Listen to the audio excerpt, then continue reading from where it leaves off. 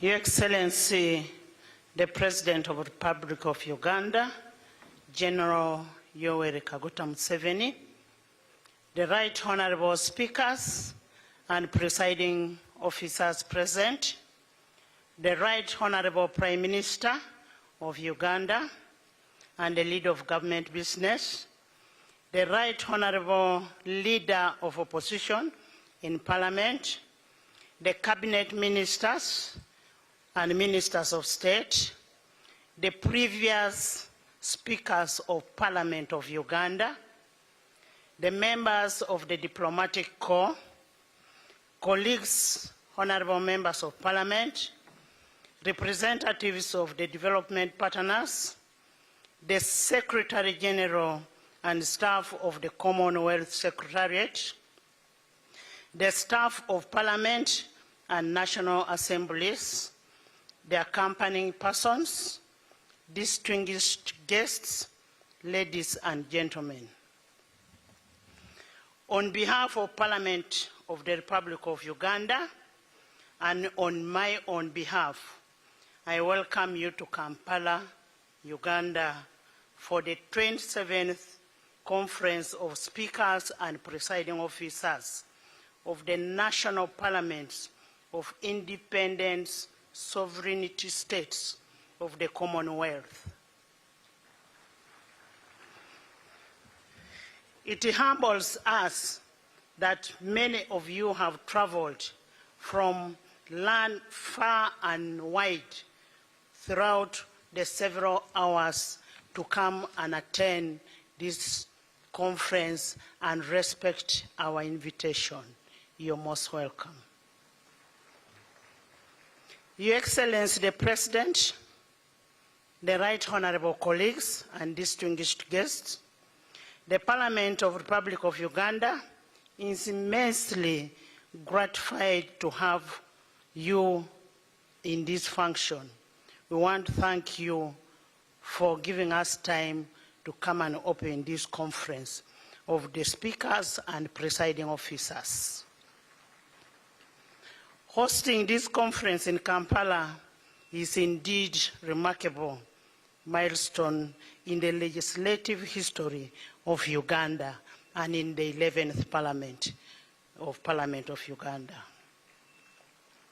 In a special way, allow me to thank you, His Excellency the President of the Republic of Uganda, Yoweri Kaguta Museveni, for honoring our invitation to grace this function, and most importantly, for ensuring that this conference was well facilitated and the approval all came from you. We want to thank you so much. And we appreciate that gesture of the goodwill. Distinguished guests, I must pay tribute to our beloved President for his consistent support in enabling the interparliamentary engagements and particularly aiding and hosting conferences, especially like this one of the Commonwealth, the IPU, and I want to recognize that the President of the IPU is in the House. In the same vein, I also want to recognize the tremendous efforts of our local organizing committee that was led by Honorable Katuntu in ensuring that there is timely and satisfactory organization in the 27th CISPOC conference that is starting today, that the President is going to open officially. For historic context, the Conference of Speakers and Presiding Officers of the Commonwealth was established in 1969, and the initiative of then was by the Speaker of the House of Canada, the House of Commons of Canada, and that is when it was established. Your Excellency and distinguished guests, CISPOC operates on a 2-year cycle, holding a conference of the full membership every 2 years, usually in January, and a meeting of the standing committee at the same time in the intervening year. The conference is aimed at maintaining, foster, and encourage impartiality and fairness on the part of the speakers and the presiding officers of all the parliaments in the Commonwealth states. 2, to promote knowledge and understanding of parliamentary democracy in the various forms and develop parliamentary institutions. Your Excellency and distinguished guests, the 27th CISPOC in Kampala is therefore in furtherance of the aforementioned objectives, which are in line with the Commonwealth values of democracy, human rights, international peace and security, tolerance, separation of powers, and rule of law. Hosting the 27th CISPOC in Uganda will accrue immense multiplier effect in widening our diplomatic frontier for cooperation through parliamentary diplomacy,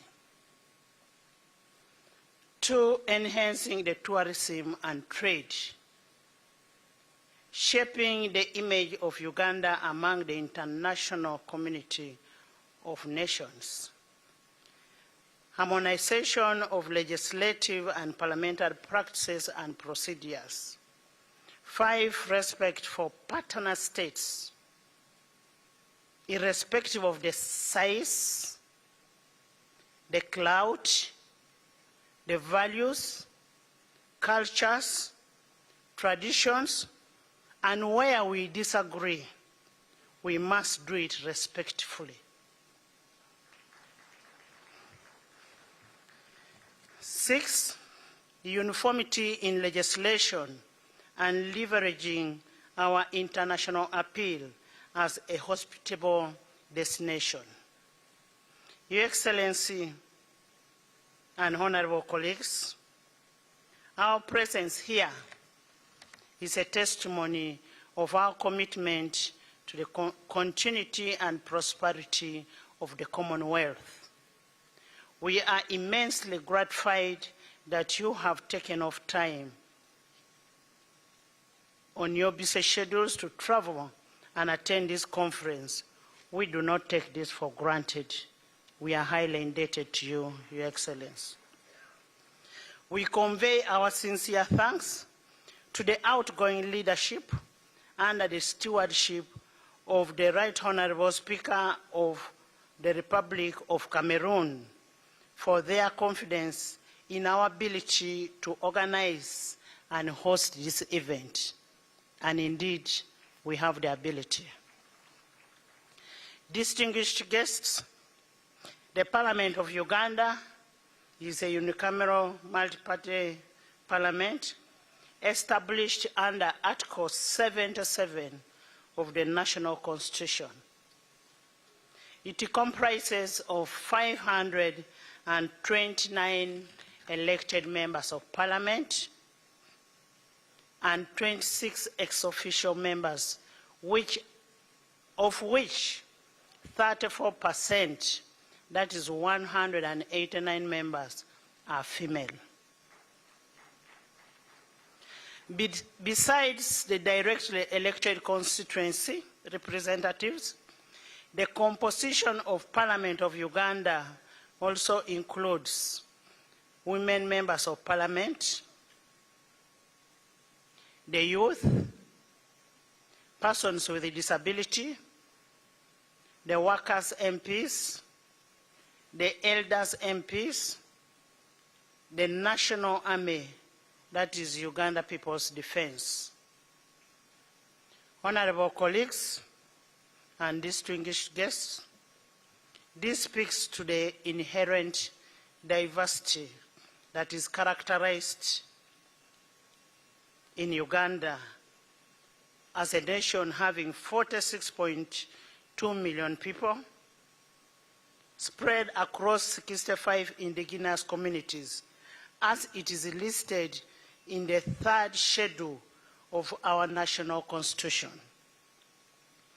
Various religious groups, the diverse ethnic nationalities, and various interest groups are all recognized in the House or in Parliament, and this is where the cohesion begins from and the national unity.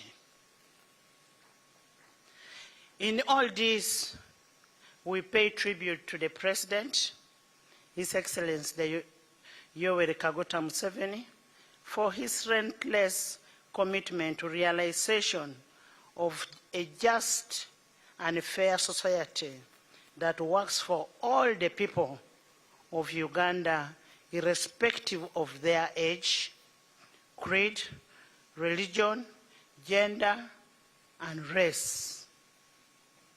Your Excellency and honorable colleagues, the conference topics have carefully been selected to stimulate discourse and sharing of the best practices and experience, and these topics are diverse and inclusive parliaments, that is, the youth and gender sensitivity, environment and climate change mitigation concerns, health and well-being in the parliament and parliamentarians, security and consensus building among the parliaments, especially where we have the multi-party system. I am confident that in this conference,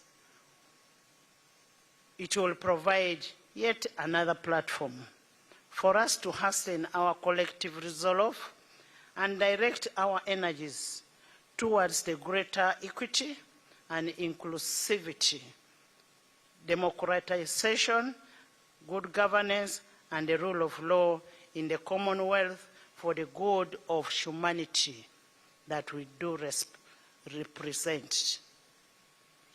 Honorable colleagues, it is incumbent upon individual parliaments to devise mechanisms for effective monitoring of implementations of laws to establish the extent of its achievement to intended outcome in pursuit of desired democratic dividends. All the laws that we pass should be followed, and they should be implemented to the latter. Distinguished delegates, during your stay in Uganda, we have organized a rich and elaborate itinerary for a memorable experience. Uganda being the Pearl of Africa, as rightly observed by the former British Prime Minister, Sir Winston Churchill, Uganda is indeed the Pearl of Africa.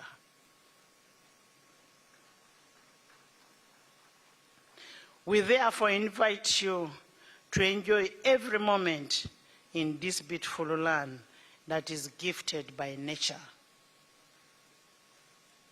Your Excellency and my dear colleagues, the distinguished guests, ladies and gentlemen, the people of Uganda are incredibly warm and hospitable. Our national parks are well endowed with various species of flora and fauna, including the mammals, reptiles, birds, insects, and other forms of landscapes, most of which are unique to only Uganda. I would request the video to be played for you to be able to see where you are and how unique they are. The country is also blessed with some of the most beautiful ionic waterfalls along the majestic River Nile that I must see before you leave this country. Your Excellency, the President, please accept our sincere gratitude for your immense support towards our success of this conference, and also for personally being here to preside over this opening ceremony. You're most welcome, and forever, as legislature, we pledge our support to executive for the good working relationship that we have built.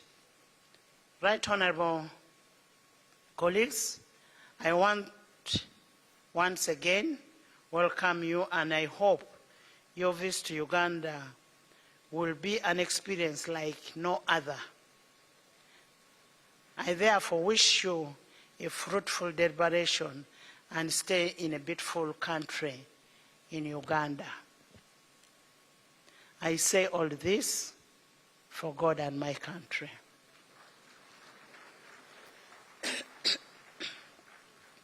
At this juncture, I now take the singular honor of inviting the Fountain of Honor, the President of the Republic of Uganda, His Excellency General Yoweri Kaguta Museveni, to deliver his remarks and officially open the 27th Conference of Speakers and Presiding Officers of the Commonwealth.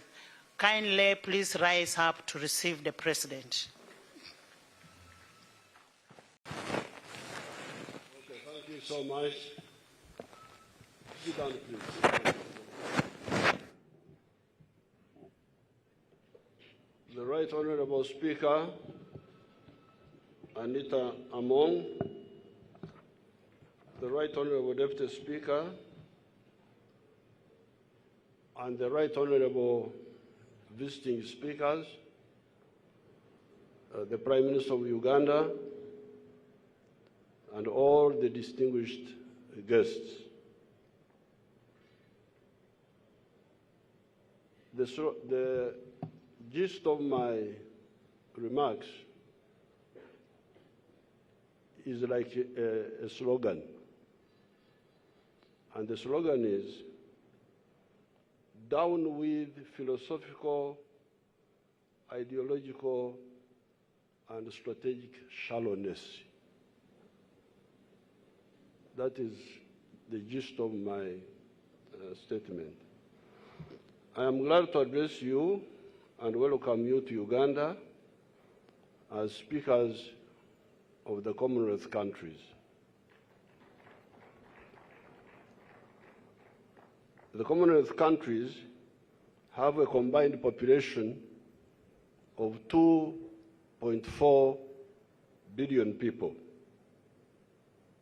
Soon, we shall also host the NAM, the Non-Aligned Movement, and a group of 77 plus China meetings here in the next few days.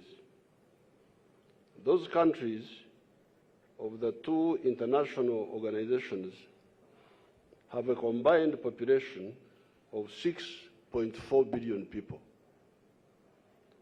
In those fora, I want to use those occasions as one of the third generation of the anti-colonial resistance fighters of Africa to put our humble ideas to the world.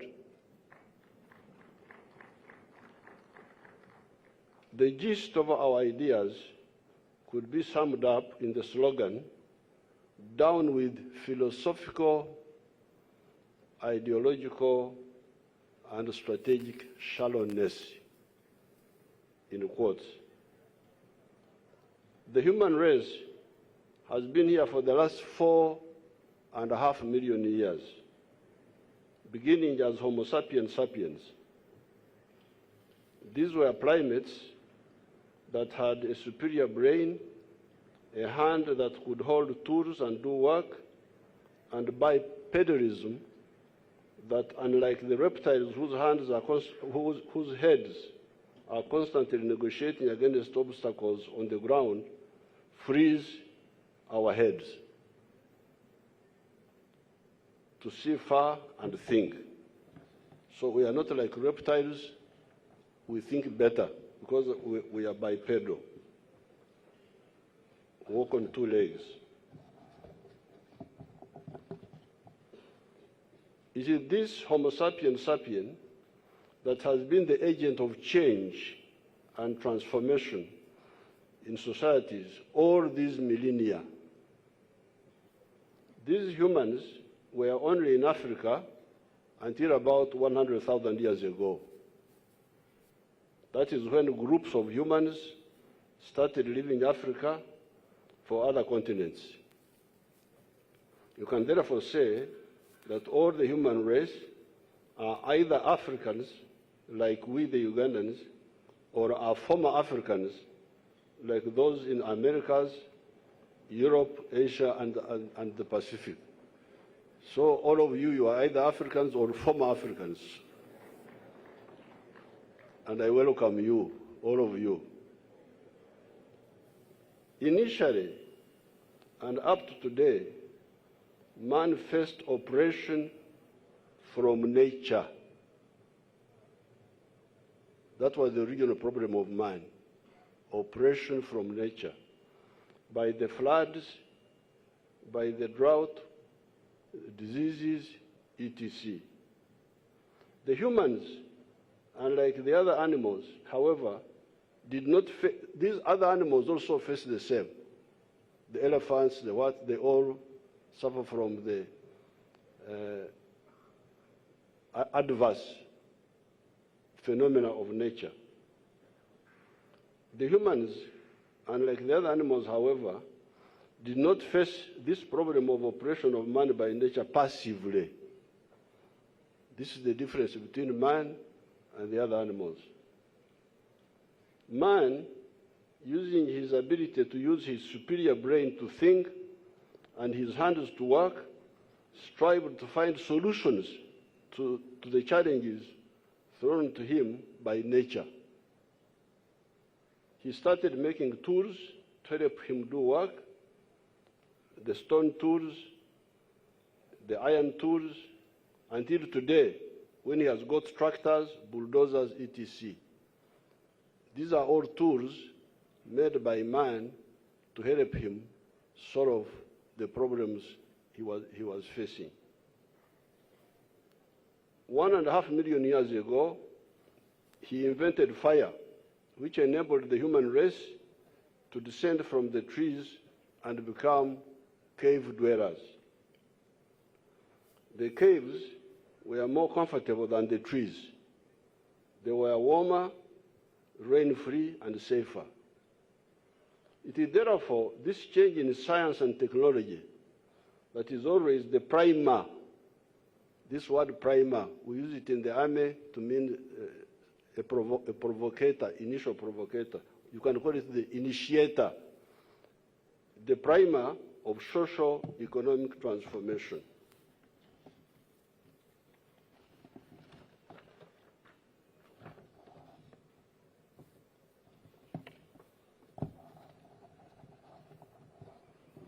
However, along the way, another oppression to man added itself.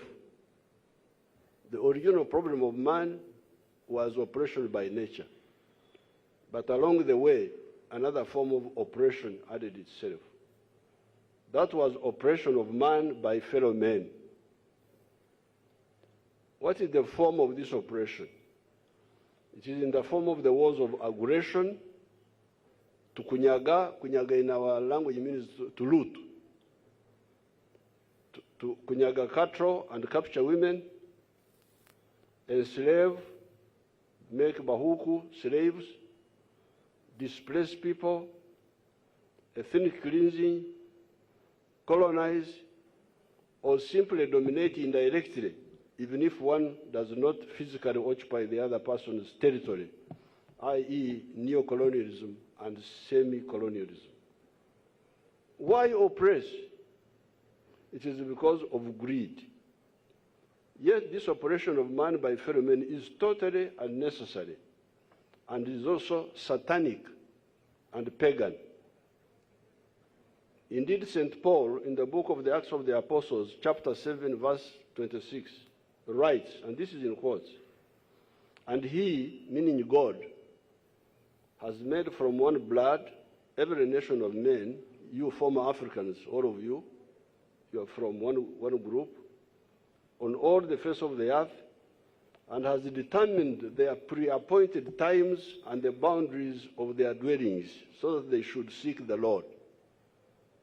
This is what St. Paul says, that we are all from one source, but we were given our lands, each one was given his area and the boundaries thereof.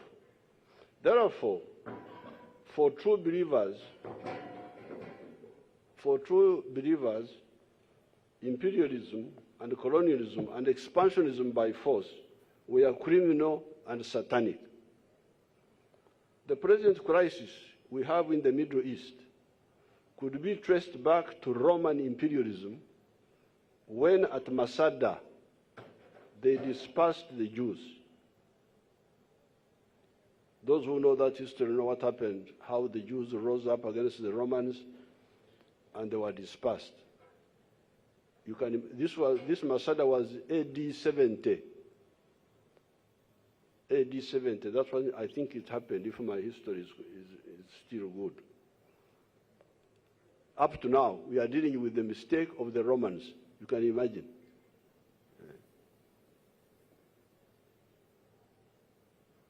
What were the Romans doing in the Middle East? The present crisis, the first white man to come through our areas was Huntington Speke. He was an army officer from Britain, and his friend Grant in 1862. Here we had never seen any non-black person until 1851, when an Arab called Ibrahim came here. That was the first non-black person our people ever saw. And they thought he had no skin. They had never seen, they thought he had no skin. Although Grant and Speke were sometimes delayed by some greedy chiefs, they managed to go by land from Bagamoyo in Tanzania all the way to Alexandria in Egypt. These two British explorers went through here, just two of them, peacefully, all the way from Tanzania up to Alexandria in Egypt.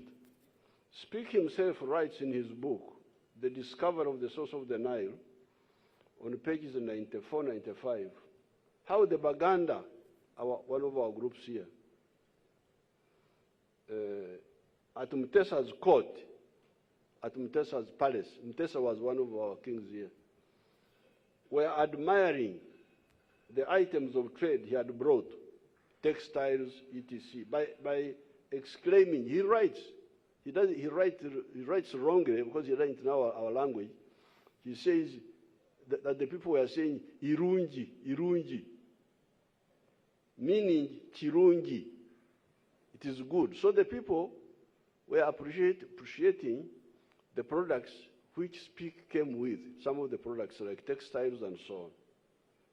In Karagwe is in Tanzania, the benevolent and gentle giant king, Romanyika, gave so many gifts to these strangers, milk, beef, millet, so much that they hardly used any of their own resources when they were there. It was therefore possible to develop symbiotic relationships at that early stage among free peoples of different lands and continents. What was colonialism and imperialism then for? What was the historical role of imperialism and colonialism? It was for greed and ignorance. We had to have vicious anti-colonial wars in India, the mutiny of 1857, the wars in Vietnam, China, Kenya, the Mau Mau, in Mozambique, Angola, Zimbabwe, Namibia, South Africa, Guinea-Bissau, to solve this problem now. Instead of coming like Speak, who came to explore and to trade, and he went peacefully all the way. Now, when colonialism came, we had now to fight colonialism.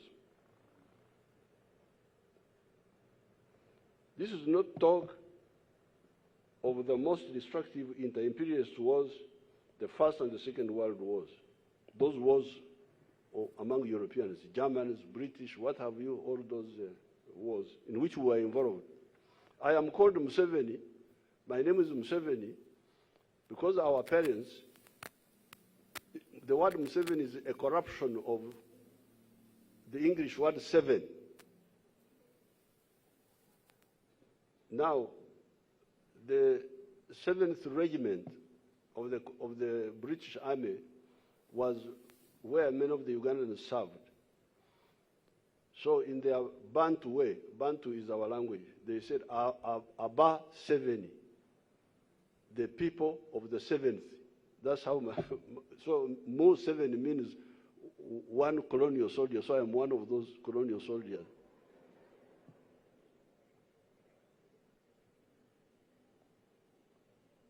Because I was born in 1944, when the first veterans of that colonial, those intercolonial wars were coming back.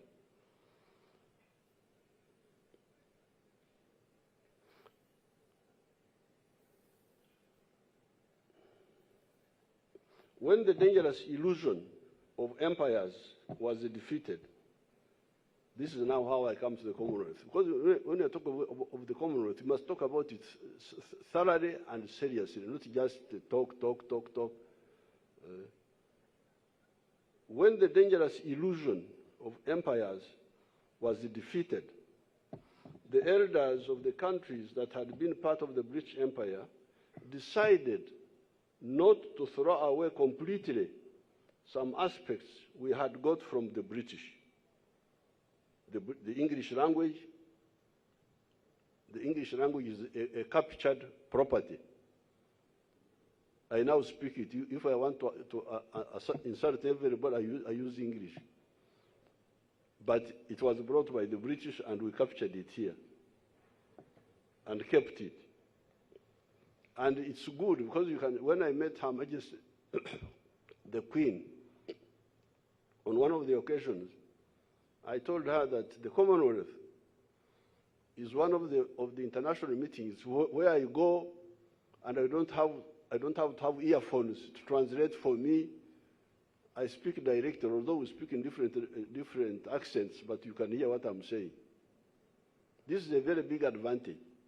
2.4 billion people using one language, understanding one language, which we got as a result of that temporary colonial interaction. The concept of representative government, which our daughter, Anita Mungu, was telling you about, the MPs here. For us, we take representation very seriously. We have got how many constituencies? How many are they? The constituencies. Muara, you know or you don't know? How many constituencies? 3 what? Clark.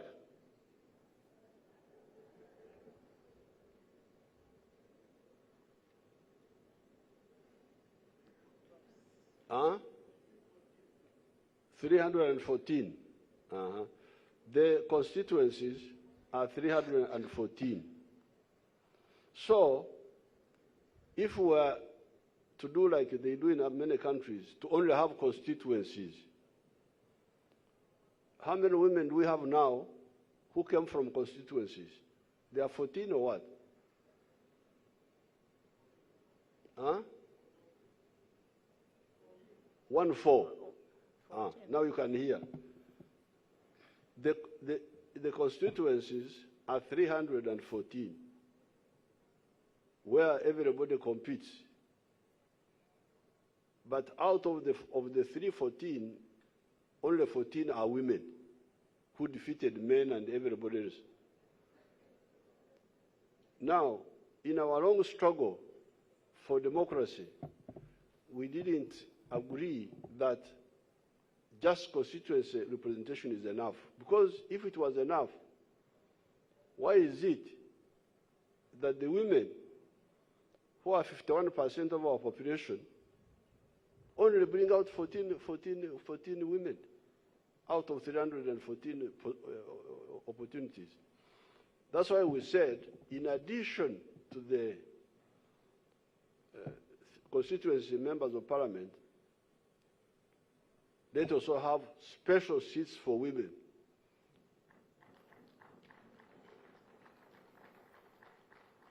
From each district, the districts are, I think there are 130 something now. So that's how you get that big number of women. Then we have the seats for workers, factory workers. We have delegates for youth,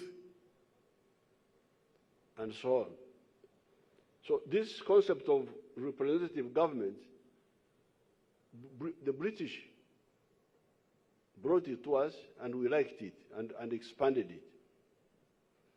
Separation of powers, mutually beneficial economic interactions, trading together. So therefore, although we resisted the nonsense of imperialism, which we think is a backward practice, satanic, St. Paul calls it pagan.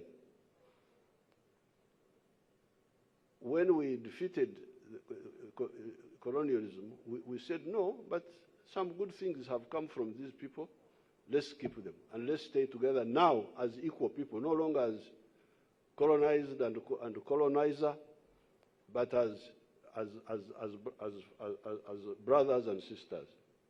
This is how the Commonwealth comes. Hence, the Commonwealth. What was problematic could be converted into something beneficial. In the United Kingdom right now and for some time, there is an active branch of my tribe comprised of our former British teachers and their offsprings. I have my sub-tribe in UK. When I go there, I meet them. They are organized.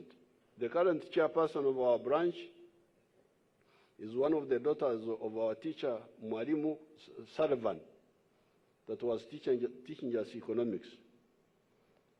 The members of my tribal branch include Mr. Rema, our chemistry teacher, who taught so many of the present medical doctors that we have in Uganda, because many of the medical doctors study chemistry, and this Mr. Rema taught many of them who went through that area. Another member of our branch in the UK is Mr. Reeves, who was our organizer when I was an actor of modest fame in the play of The Murder in the Cathedral by Robert Bolt. So I was some sort of actor also.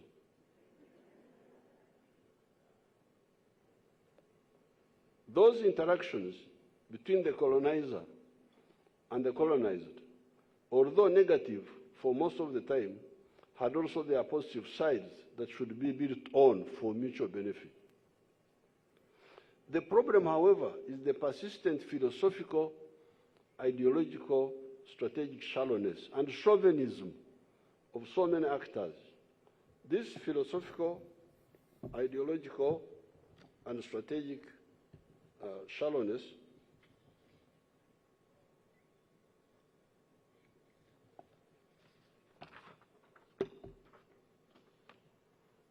ignores the progress of the human race in taming the natural phenomena that harm man and life, and taming nature to improve the quality of human livelihood.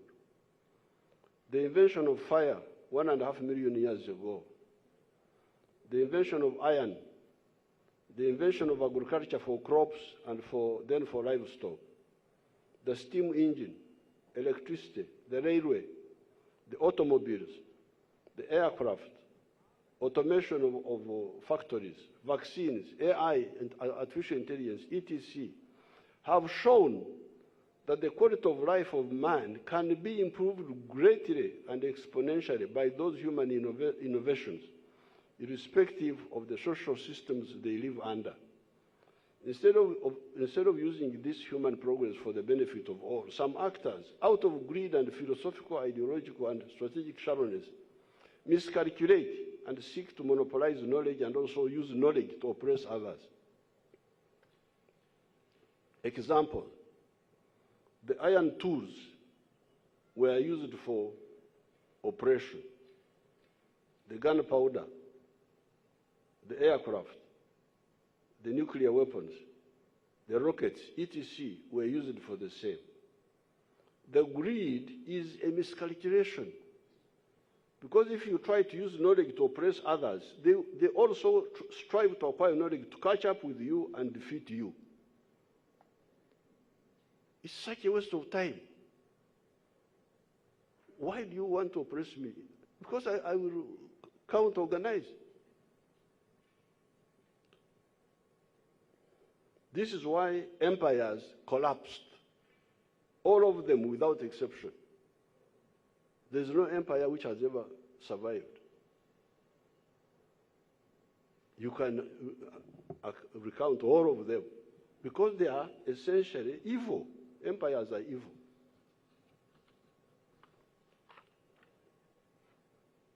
When Huntington Speke came here in 1862, Africans in this area did not know much about gunpowder. When Huntington Speke here, we didn't know about gunpowder. He's the one who came with gunpowder. Indeed, by 1900, the whole of Africa had been colonized because of gunpowder, except for Ethiopia.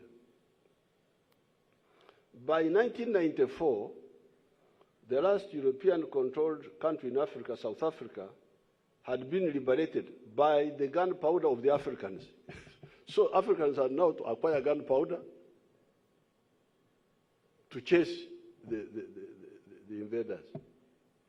And the last one to be chased were the whites, the white domination in South Africa, 1994. A whole century had been wasted on account of promoting parasitism instead of symbiosis. A whole century from 1860s to 1994, fighting. In the last 64 years, ever since 1960, our movement, initiated by students, has been advocating for symbiosis instead of parasitism for actors within Uganda and outside. Let us concentrate on utilizing the progress of man in the struggle against oppression of man by nature, rather than using that progress in science and technology for parasitism. Let us expunge all ideas of chauvinism of identity, religion, tribes, race, class, social class. If you think you are right, no, what is good for the goose is also good for the gander. This is one of the English proverbs. What is good for the goose is also good for the gander. What is good for you is good for everybody. If you want freedom, if you value freedom, then you should value the freedom of everybody. If you value independence, if you value dignity, then you must respect the dignity of everybody.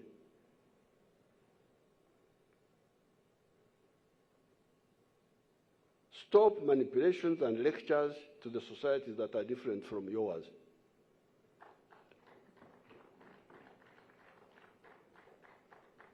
If you think you are right, influence people by example.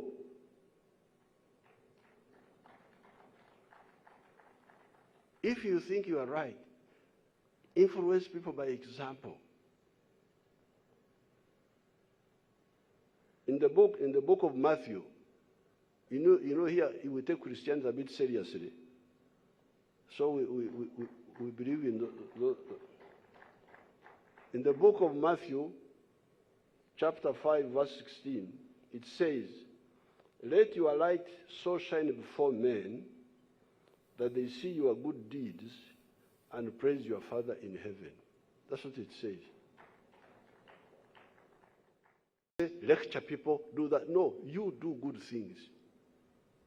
Then the people will see that what you believe is good, and they will copy you voluntarily.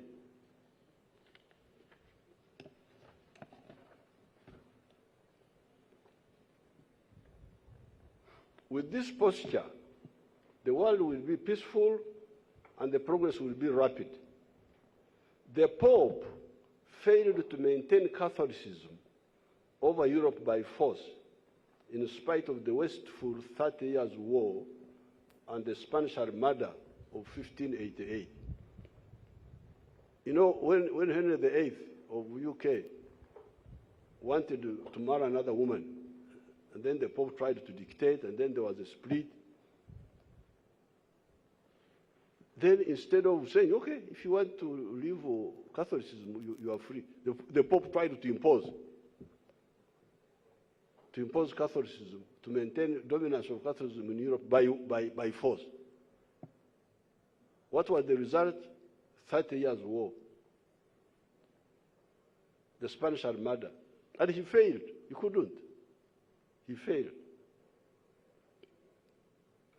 Metternich of Austria-Hungary failed to stop the rise of capitalism and bourgeois ideology that had been started by the French Revolution in 1789. This man, Metternich, was a feudalist. So he saw the French Revolution as a threat. Then he thought he would stop it by war. And what was the result? Big problems for Europe. The Napoleonic Wars. The 14 intervention powers in Russia, when Russians took over, Russia was taken over by communists. Some countries wanted to stop communism by force, and they intervened. The 14 intervention powers in Russia failed to stop the spread of communism. Why fight ideas? They are beneficial. Adam Smith helped us by clarifying the ideas of the free market in his book, The Source of the Wealth of Nations of 1776, exposing the mistakes of the physiocrats and the bullionists. The former believed that agriculture is the only source of value, and the latter believed gold was the source of wealth. And Adam Smith helped the world greatly, and Europe in particular.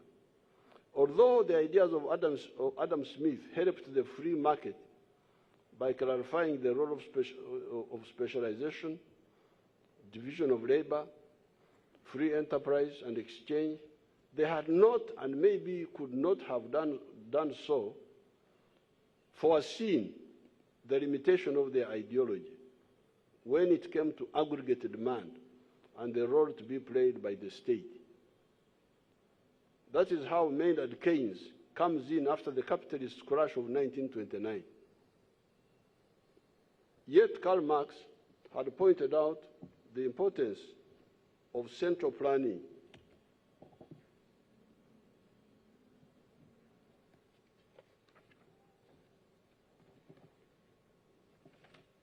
Some years before, in his manifesto of 1848. All these ideas about society, especially wealth creation, add something, although they may overlook something else. We, the calm and greedy and development-minded people, have benefited from all these different and sometimes contradictory ideas. That is how we have been able to turn a very bad situation in Uganda into a positive one. I commend this approach to the Commonwealth, and it is my honor to declare what? Opened to declare open Yes. the conference. Thank you very much. Thank you so much.